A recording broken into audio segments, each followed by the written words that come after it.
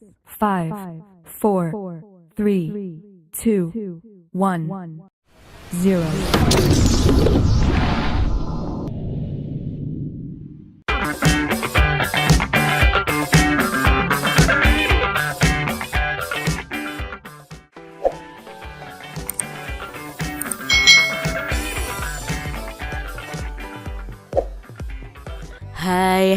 Hai, selamat datang di channel YouTube Kak Citra.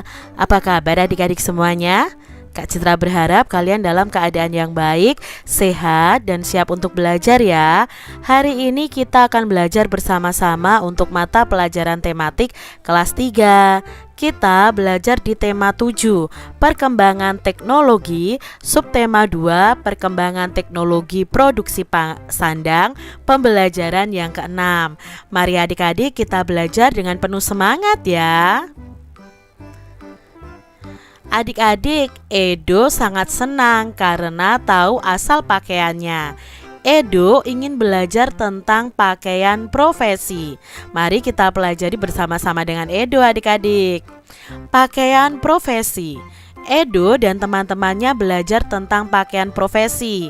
Pakaian profesi adalah pakaian yang digunakan oleh profesi tertentu. Pakaian tersebut biasa dikenakan saat mereka bekerja. Pada zaman dahulu tidak ada pakaian profesi seperti saat ini. Pakaian profesi itu banyak jenisnya adik-adik. Ada pakaian profesi yang dikenakan oleh dokter, tentara, dan polisi. Ada juga pakaian profesi pilot dan pengacara. Pakaian profesi itu dikenakan sesuai keperluan. Dokter memakai pakaian dokter saat praktek. Nah, Pak Polisi mengenakan seragam polisi saat bertugas. Ibu pengacara akan mengenakan pakaian pengacara saat bersidang. Nah, pakaian profesi itu tidak dipakai setiap saat adik-adik. Banyak orang senang mengenakan pakaian profesi. Pakaian profesi itu sebagai tanda pengenal suatu profesi. Orang yang mengenakan pakaian polisi adalah seorang polisi. Kita dapat membedakan pilot dan pramugari juga dari pakaian yang dikenakannya. Pakaian profesi juga dapat menjadi kebanggaan orang yang memakainya. Nah, itu tadi adik-adik informasi mengenai pakaian profesi. Nah, apa saja yang diceritakan dari teks tadi adik-adik? Nah, yang diceritakan dari teks tadi adalah Edo dan teman-temannya itu sedang belajar tentang pakaian profesi. Pakaian profesi itu banyak jenisnya. Pakaian profesi itu dikenakan sesuai keperluan dan banyak orang itu senang menggunakan pakaian profesi. Apakah orang zaman dahulu mengenakan pakaian profesi saat bekerja? Lalu mengapa adik-adik? Nah, pada zaman dahulu tidak ada pakaian profesi seperti saat ini. Karena pada zaman dahulu belum ditemukan teknologi produksi sandang adik-adik, sehingga tidak bisa menciptakan keberagaman pakaian.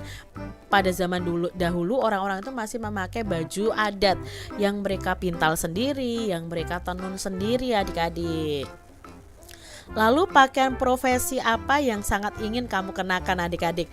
Berikan alasannya. Misalnya saya ingin mengenakan pakaian profesi polisi karena saya ingin ikut menjaga ketertiban masyarakat atau ingin menjadi polisi. Boleh kalau kalian ingin mengenakan pakaian seperti dokter karena cita-cita kalian dokter. Nah, ini jawabannya sesuai dengan apa yang menjadi cita-cita dari profesi kalian. Apa kelebihan dan kekurangan memakai pakaian profesi adik-adik? Nah, kelebihan pakaian profesi adalah dapat menunjukkan identitas atau jenis profesi atau pekerjaan orang yang mengenakan pakaian tersebut. Sedangkan kekurangannya adalah akan membeda-bedakan orang berdasarkan profesinya. Amati kembali teks pakaian profesi tadi adik-adik. Lah, berceritalah kepada temanmu tentang pakaian profesi. Kalian bisa bercerita secara bergantian ya. Misalnya nih contohnya, pakaian profesi adalah pakaian yang digunakan oleh profesi tertentu. Pakaian profesi itu biasa dikenakan saat mereka bekerja. Pakaian profesi banyak jenisnya. Di antaranya adalah pakaian dokter, tentara, polisi, pilot, dan pengacara, dan masih banyak yang lainnya. Pakaian profesi ini dikenakan sesuai keperluan. Dokter, Pak Polisi, dan Ibu pengacara mengenakan pakaian profesi saat bertugas saja. Banyak orang senang mengenakan pakaian profesi.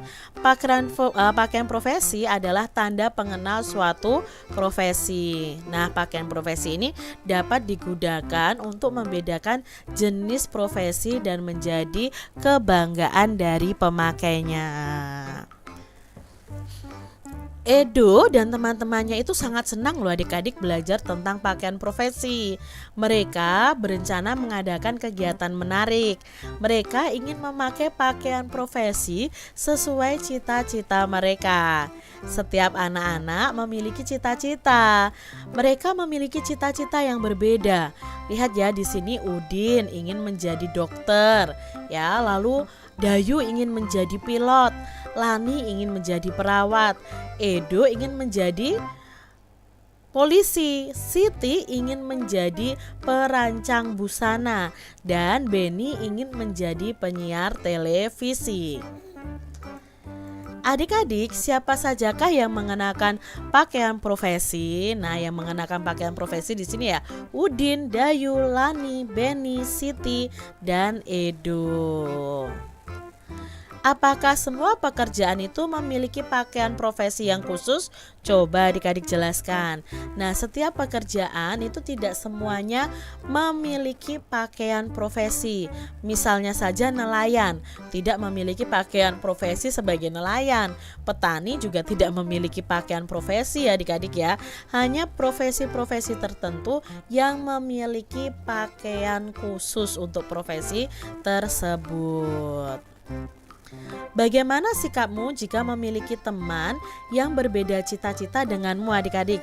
Coba jelaskan. Nah, jika ada teman yang berbeda cita-citanya dengan kita, ya kita harus menghargai pilihan cita-citanya. Tidak boleh mengejek pilihan cita-cita dari teman kita adik-adik. Nah, Edo dan teman-temannya mempunyai cita-cita yang berbeda. Perbedaan itu membuat mereka itu tidak terpecah belah. Mereka berbeda tetapi mereka tetap rukun. Bagaimana nih dengan adik-adik semuanya? Apakah kamu memiliki perbedaan dengan teman-temanmu? Nah, coba adik-adik, apakah kalian memiliki perbedaan dengan teman-teman kalian? Tanyalah kepada teman-temanmu apa sih cita-citanya. Tanyakan kepada teman laki-laki dan perempuan. Lalu tuliskan hasil temuanmu pada bagian berikut ini. Kak Citra akan memberi contoh nih bagiannya ya. Contohnya saja, misalnya cita-cita dari anak laki-laki itu dokter, polisi, tentara, pilot, masinis misalnya. Cita-cita dari teman perempuan misalnya perancang busana, penyiar, perawat, dokter, mungkin ada yang guru. Nah, persamaannya apa? Oh, persamaannya siswa laki-laki dan perempuan ini sama-sama memiliki cita-cita. Perbedaannya, mereka itu dapat memiliki cita-cita yang berbeda sesuai dengan keinginannya. Lalu perbuatan apa yang harus dihindari walaupun ada perbedaan di situ? Nah, perbuatan yang harus dihindari yang pertama adalah menganggap cita-cita kita itu lebih baik daripada cita-cita teman kita, lalu mengejek teman-teman yang lain dan berprasangka buruk dengan cita-cita teman. Itu perbuatan yang harus dihindari. Lalu perbuatan yang harus dilakukan apa? Menghargai cita-cita teman, memberi semangat kepada teman agar cita-citanya tercapai, dan mendoakan teman-teman supaya cita-citanya tercapai. Nah, adik adik-adik, kamu sudah menuliskan perbuatan yang harus dihindari dalam keberagaman. Coba ceritakan maksud salah satu perbuatan yang kamu tulis. Apa akibat jika perbuatan itu tidak kamu lakukan? Apa akibat jika perbuatan itu kamu lakukan? Misalnya tadi kan kita harus mendoakan teman-teman agar cita-cita yang mereka pilih itu dapat tercapai. Nah, untuk mencapai cita-cita tersebut tentunya perlu belajar dengan tekun dan selalu berusaha. Nah, jika kita malas, tentunya cita-cita tersebut akan sulit tercapai. Adik-adik, kamu sudah mempelajari nih bermacam-macam motif pada pakaian. Nah, motif-motif itu terbuat dari bangun datar. Masih ingatkah kamu dengan karton bentuk bangun datarmu, adik-adik? Ya, nah di sini ayo kita berkreasi kembali dengan karton berbentuk bangun datar. Buatlah bentuk yang berbeda dari yang pernah kamu buat. Lakukan sesuai langkah-langkah pada kegiatan sebelumnya. Mari kita ingat kegiatan sebelumnya tentang simetri putar. Nah, adik-adik di sini coba lakukan kegiatan berikut. Gambarlah persegi di atas karton dengan panjang sisi 5 cm. Lalu guntinglah gambarmu dengan rapi. Jiplaklah bangun persegi yang kamu buat di buku latihanmu. Tentukan dulu titik pusatnya dan letakkan karton persegimu tepat di atas gambar yang kamu buat. Cobalah untuk adik-adik memutar karton persegimu itu searah jarum jam. Apakah bangun datar tersebut dapat memenuhi garis yang kamu buat dengan tepat? Jadi kalian membuat dulu persegi, lalu kalian gunting. Nah, kalian gambar lagi persegi di karton yang lain. Nah, letakkan persegi yang kamu gunting tadi di atas gambar persegi kalian.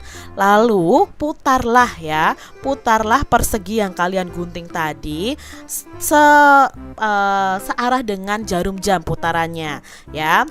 Nah, cobalah putar lagi sampai menempati posisi semula. Berapa kali putaran persegi dapat menempati bingkainya? Apabila diputar 1 kali putaran penuh, nah di sini contohnya ini adik-adik ya. Jika Kak Citra putar ya, yang pertama ini ya, A dan B letaknya di sini. Terus Kak Citra putar ya.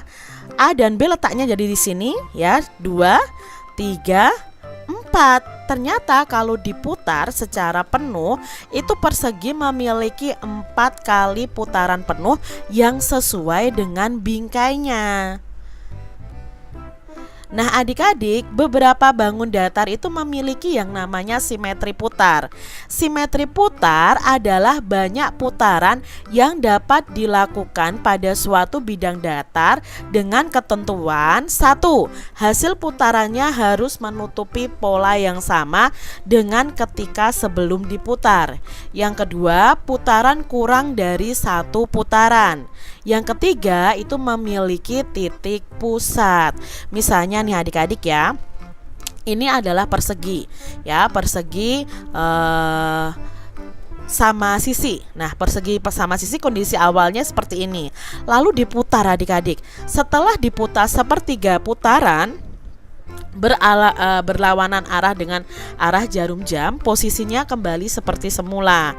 Nah, di sini setelah diputar 2/3 putaran, itu posisinya juga sama dengan posisi awalnya. Berarti segitiga sama sisi ini memiliki yang namanya simetri putar. Nah, adik-adik, buatlah percobaan dengan bentuk bangun datar yang lain. Kalian bisa mencatatnya ya dengan tabel seperti ini. Tapi Kak Citra akan jelaskan supaya lebih paham dulu. Misalnya untuk persegi panjang. Nah, adik-adik perhatikan persegi panjang ini. Berapa sih simetri putar dari persegi panjang ini? Posisi awalnya seperti ini adik-adik. Nah, ini posisi awalnya. Lalu kita putar. Ini tidak menempati tempatnya, tidak menempati pola belakangnya. Ini menempati, berarti baru 1 simetri putar. Ini tidak menempati, lalu ini menempati polanya. Berarti persegi panjang ini memiliki 2 simetri putar. Lalu kita lihat di sini ada persegi. Nah, adik-adik untuk persegi ini ya, Kak Citra putarnya itu dari Kak Citra tandai dengan lingkaran ini ya. 1 pindah ke sini, 2 pindah ke sini, 3 lalu 4 kembali ke awal. Berarti persegi itu memiliki simetri putar sebanyak 4. Jadi kalau diputar harus memenuhi bingkainya atau harus sama polanya ya. Berbeda dengan persegi panjang tadi, kita lihat ya. Kita lihat persegi panjang. Nah, kalau seperti ini tidak menempati bingkainya. Nah, kalau sudah seperti ini baru menempati bingkainya. Seperti itu yang dinamakan dengan simetri putar. Nah, adik-adik, di sini Kak Citra menyajikan ada 5 bangun datar. Yang pertama tadi persegi panjang, itu apakah memiliki simetri putar? Iya. Banyaknya berapa? 2. Lalu segitiga sembarang itu tidak memiliki simetri putar. Layang-layang itu tidak memiliki simetri putar adik-adik. Loh Kak, setelah 1 putaran penuh sudah kembali ke awal. Seharusnya punya 1 dong. Kalau 1 putaran penuh sudah kembali ke awal, itu tidak dianggap sebagai simetri putar adik-adik. Jadi layang-layang tidak memiliki simetri putar. Berikutnya ada jajar genjang. Nah, jajar genjang ini memiliki 2 simetri putar. Yang kelima ada trapesium. Nah, trapesium ini tidak memiliki simetri putar. Demikian tadi adik-adik pembahasan kita di tema 7, subtema 2, pembelajaran yang ke-6. Semoga video pembelajaran ini bermanfaat ya untuk adik-adik semuanya. Dan sampai jumpa lagi di video pembelajaran Kak Citra selanjutnya. Tuhan memberkati. Jangan lupa tekan tombol subscribe, lalu tekan loncengnya, tekan juga tombol like, lalu share ke media sosial kalian. Jangan lupa untuk ikuti media sosial Kak Citra. Terima kasih.